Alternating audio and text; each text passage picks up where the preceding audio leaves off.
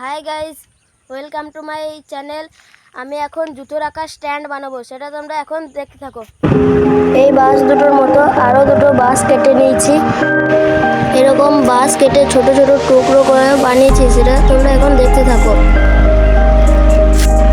বাঁশ দুটোর সাথে একসাথে জোড়া লাগিয়ে দিলাম।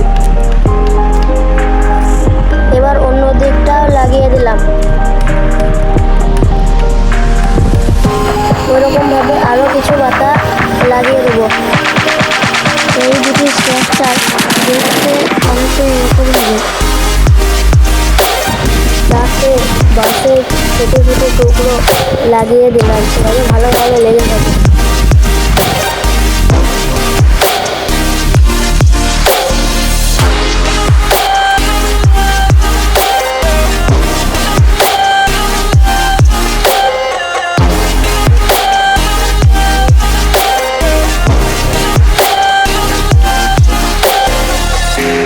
আমাদের এই জুতো রাখার স্ট্যান্ডটা বানাতে বানাতে আমাদের ক্যাপ ট্রেনে চলে এলো।